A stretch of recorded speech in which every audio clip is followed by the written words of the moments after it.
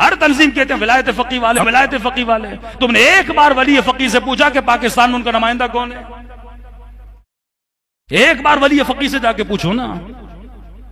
کہتے ہاں ہمیں پتا ہے، ہم نے خود ایران میں معلوم کیا، دفتر رہبری سے معلوم کیا کہ پاکستان میں آپ کا نمائندہ کون ہے. میرا کسی تنظیم سے کوئی تعلق نہیں ہے، لیکن جو بات حق ہے، جو سچ ہے، آپ جا کے ان کی ویب سائٹ پہ ای میل کر دیجئے کہ بھائی پاکستان میں آپ کا نمائندہ کون ہے.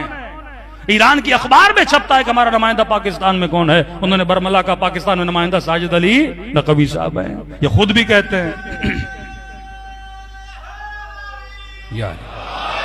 یا کسی تنظیم کے فیور کی بات نہیں ہو رہی، اصولی بات ہو رہی ہے.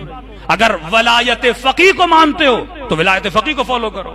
پھر قوم کو تقسیم کیوں کرتے ہو؟ پھر ڈبل سوچوں میں کیوں ڈالتے ہو؟ پھر جب ہم نجی محفلوں میں بیٹھتے بھائی رہبر نہیں ہے کہا، کہتے مولانا رہبر مصلحت کا شکار ہے. بھائی رہبر مصلحت کا شکار ہے، تم کس کھیت کی مولی ہو کہ تم مصلحت کا شکار نہیں ہوتے؟ ولی فقی جب مصلحت کا شکار ہے، نئی تنظیم ہے، پھر ہوتا کیا ہے؟ جب آپ نے مین تنظیم کو توڑ دیا اور واقعاً ٹوٹ گئی، جو مین تنظیم تھی جس کو شہید حسینی نے چلایا، مفتی جعفر صاحب نے چلایا، اس تنظیم کو آپ نے ایک فرد کے اختلاف کی وجہ سے آپ سسٹم کے دشمن بن گئے.